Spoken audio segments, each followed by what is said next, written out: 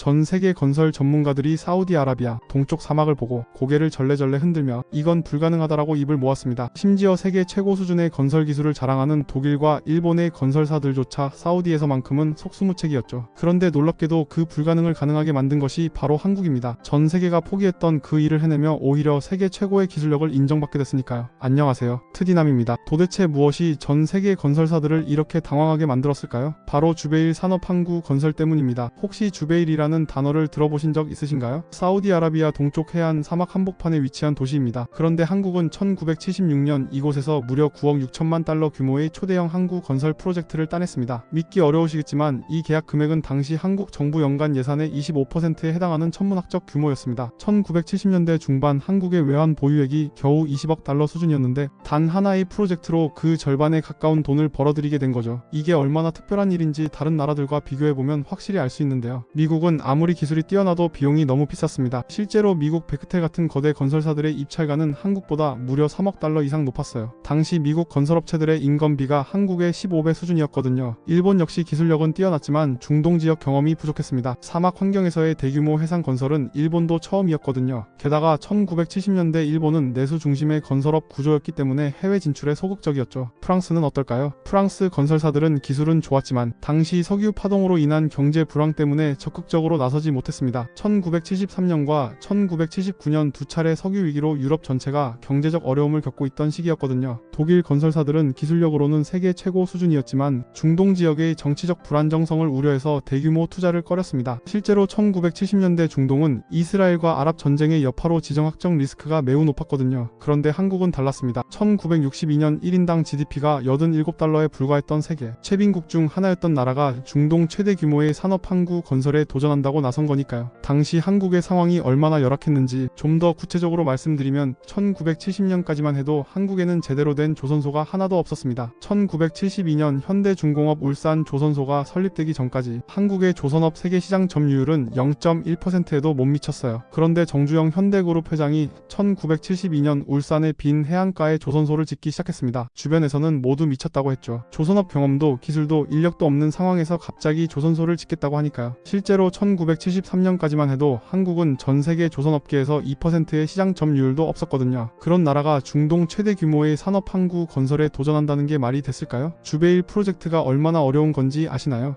사막 한복판 해안에서 수심 30m 지점에 400톤짜리 강철 재킷 89개를 5cm 오차 없이 설치해야 하는 프로젝트입니다. 각각의 재킷 높이가 무려 60m에 달했어요. 20층 아파트 높이의 거대한 철골 구조물을 바다 밑에 정확히 박아 넣어야 하는 거죠. 쉽게 말해서 바다 밑 30m 깊이의 400톤 무게의 거대한 철골 구조물들을 젓가락으로 콩 집어 올리는 정도의 정밀도로 배치해야 한다는 겁니다. 여기서 정말 흥미로운 점은 이 모든 재킷들이 20m 간격으로 일직선상에 배치되어야 했다는 거예요. 그런데 이런 사막의 바다로 구성된 주베일은 그야말로 건설업계들의 악몽 그 자체였습니다. 거센 바람과 모래폭풍이 연중 계속되고 여름철 기온이 50도를 넘나드는 극한의 환경이었거든요. 게다가 바닷물의 염분 농도가 일반 바다보다 3배 이상 높아서 철골 부식 문제도 심각했습니다. 실제로 1976년 사우디 정부가 주베일 프로젝트를 발표했을 당시 서구 건설업계 전문가들은 사막에서 이런 규모의 해상 항구를 건설하는 것은 현재 기술로는 거의 불가능하다고 단언했습니다. 당시 세계 최고의 기술력을 자랑하던 네덜란드 해양 건설 전문가들조차 바다와 사막이 만나는 이 환경에서는 예측 불가능한 변수가 너무 많다며 고개를 저었죠. 왜냐면 주베일 지역은 세계에서도 유례없는 특수한 환경이었거든요. 낮에는 사막의 뜨거운 공기가 바다로 내려와 해수면 온도를 40도 이상으로 올려버리고 밤에는 급격히 식어서 20도 이하로 떨어집니다. 이런 극심한 온도차 때문에 철골 구조물의 팽창과 수축이 반복되면서 접합부가 쉽게 손상되는 거예요. 그런데 더 큰 문제가 있었습니다. 한국에서 사우디까지의 거리가 무려 13,873km였습니다. 울산에서 제작한 12만 톤 규모의 강철 구조물들을 남중국해와 인도양에 거친 바다를 35일간 항해해서 운송해야 했던 겁니다. 이게 얼마나 위험한 일인지 아시나요? 400톤짜리 거대한 철골 구조물들을 배에 실어서 35일 동안 바다를 건너야 하는데 중간에 태풍이라도 만나면 모든 게 수포로 돌아가는 거거든요. 실제로 운송비만 해도 프로젝트 전체 비용의 15%인 1억 4천만 달러나 들었어요. 서구 건설사들은 모두 입을 모았습니다. 차라리 현지에서 제작하는 게 낫다. 이렇게 먼 거리를 운송하다가는 자재가 손상될 가능성이 너무 크다. 실제로 당시 유럽 건설사들 건설사들은 모두 현지 제작 방식을 고집했거든요. 영국의 경우 1970년대 북해 유전 개발 당시에도 모든 구조물을 현지에서 제작했습니다. 노르웨이 연안에 임시 제작 기지를 만들어서 거기서 바로 설치하는 방식이었죠. 프랑스 건설사들도 마찬가지였어요. 지중해나 서아프리카에서 프로젝트를 할 때는 항상 현지에 임시 야드를 만들어서 작업했습니다. 먼 거리 운송은 너무 위험하다는 게 업계의 상식이었거든요. 그런데 한국은 포기하지 않았습니다. 대신 아무도 시도해보지 않았던 혁신적인 방법에 나섰죠. 현대건설은 울산 조선소에서 모든 강철 구조물을 미리 제작한 다음 이를 주베일 현장에서 레고 블록 조립하듯 정확히 맞춰 설치하는 방식을 택했습니다. 기존 서구 방식은 현장에서 재킷을 먼저 설치한 다음 그 간격에 맞춰 빔을 제작하는 거였는데 현대건설은 정반대로 모든 걸 미리 만들어서 가져가겠다고 한 겁니다. 이건 정말로 혁신적인 발상이었어요. 왜냐면 5cm 오차도 허용되지 않는 정밀도로 89개의 재킷을 설치해야 하는데 울산에서 미리 만든 빔들이 과연 현장에서 정확히 맞을지 아무도 확신할 수 없었거든요. 외국 전문가들은 절대 불가능하다고 했습니다. MIT의 해양공학과 교수는 한국인들이 시도하는 방식은 이론적으로는 가능하지만 실제로는 너무 위험하다고 평가했어요. 영국 로이드 선급협회도 운송 과정에서 발생할 수 있는 변형을 고려하면 현실적으로 불가능하다고 결론지었죠. 하지만 현대건설은 자신 있었습니다. 1975년부터 1년 반 동안 울산 조선소에서 밤낮 없이 작업한 결과 89개의 재킷과 수백 개의 빔을 모두 완성했거든요. 그리고 1977년 1월부터 본격적인 운송이 시작됐습니다. 여기서 더 놀라운 건 운송 방법이었어요. 한국은 당시 세계 최대 규모인 3만 톤급 중량물 운반선 4척을 동원했습니다. 한 번에 10개씩 재킷을 실어 나르는 방식이었죠. 총 9차례에 걸쳐 모든 자재를 운송했는데 단 한 건의 사고도 없었어요. 그 결과는 놀라웠습니다. 1979년 6월 주베일 킹 파드 산업 항구가 완공되었습니다. 예상 기간보다 6개월이나 앞당긴 성과였죠. 중동 최대 규모의 산업 항구가 사막 한복판에서 기적처럼 탄생한 순간이었습니다. 그런데 여기서 끝이 아니었습니다. 이 항구가 완공되자마자 전 세계가 한국의 기술력을 인정하게 됐으니까요. 바로 연간 7천만 톤 처리 능력의 34개의 전용 부두를 갖춘 거대한 항구가 된 겁니다. 30만 톤급 초대형 유조선들이 동시에 여러 척 정박할 수 있는 시설이었어요. 총 부두 길이만 해도 15km에 달했습니다. 실제로 완공 직후 측정 결과 89개의 강철 재킷이 모두 계획된 위치에서 5cm 이내의 오차로 완벽하게 설치되어 있었습니다. 20m 간격으로 배치된 모든 구조물들이 말 그대로 수학적 정밀도를 보여준 거죠. 현장에 있던 사우디 감시관들이 마치 컴퓨터로 계산해서 배치한 것 같다고 감탄할 정도였어요. 또한 이 프로젝트를 통해 한국은 해외 건설업계에서 독보적인 위치를 확보하게 됐어요. 1976년까지만 해도 한국 건설업체들의 해외 수주액은 연간 10억 달러 수준이었는데 주베일 프로젝트 이후 1980년에는 139억 달러로 급증했거든요. 무려 14배 증가한 거예요. 특히 중동 지역에서의 한국 건설업체 점유율은 1975년 5%에서 1985년 35%로 껑충 뛰었습니다. 10년 만에 7배 증가한 거죠. 이는 당시 미국과 유럽 건설사들을 제치고 중동 건설 시장의 최강자로 올라선 것을 의미했어요. 이런 소식을 들은 해외 건설업계의 반응은 어땠을까요? 1979년 영국의 건설 전문지 인터내셔널 컨스트럭션은 한국의 주베일 프로젝트는 20세기 건설사의 길이 남을 업적이라며 불가능을 가능으로 만든 기적이라고 극찬했습니다. 특히 한국이 보여준 혁신적인 시공 방법은 향후 해양 건설업계의 새로운 표준이 될 것이라고 예측했죠. 미국 건설업계도 마찬가지였습니다. 엔지니어링 뉴스 레코드는 한국 건설업체들의 기술력과 도전 정신이 전 세계 건설업계의 판도를 바꿔놓았다며 이제 중동 건설 시장에서 한국을 무시할 수 없게 됐다고 평가했죠. 일본의 건설업계 전문지 니케이 컨스트럭션도 1980년 특집호에서 한국의 주베일 성공은 아시아 건설업계의 르네상스라고 표현했습니다. 서구 중심이던 글로벌 건설업계의 아시아의 힘을 보여준 역사적 사건이라고 평가한 거예요. 더 놀라운 건 경제적 파급 효과였습니다. 주베일 프로젝트 하나로 한국이 벌어들인 외화가 9억 6천만 달러였는데 이후 사우디에서 연달아 들어온 후속 프로젝트들까지 합치면 1980년대까지 총 183억 달러를 수주했어요. 이는 당시 한국 연간 수출액의 30%에 해당하는 엄청난 규모였습니다. 현재 주베일 항구는 전 세계로 사우디의 석유와 석유화학 제품을 수출하는 핵심 거점이 되었습니다. 2023년 기준으로 연간 처리량이 1억 톤을 넘어섰고 세계 10대 산업 항구 중 하나로 자리 잡았죠. 사우디 전체 석유화학 제품 수출의 60%가 이 항구를 통해 이루어지고 있어요. 특히 미국, 중국, 인도, 일본이 한국 기술로 건설된 이 항구를 통해 사우디의 석유화학 제품을 적극적으로 수입하고 있습니다. 과거 한국 같은 나라가 어떻게 이런 프로젝트를 할 수 있냐며 의심했던 상황이 완전히 뒤바뀐 거예요. 결국 주베일 프로젝트는 한국을 세계 건설 강국으로 만든 출발점이 됐습니다. 1976년까지만 해도 한국의 조선업 세계 시장 점유율은 2%에 불과했는데 1983년에는 세계 1위 조선 강국이 됐거든요. 2000년대 들어서는 38%의 압도적 시장 점유율을 기록했죠. 이것이 바로 한국이 인정받는 이유가 아닐까요? 시청해주셔서 감사합니다. 트디남에서는 여러분의 제보를 기다립니다.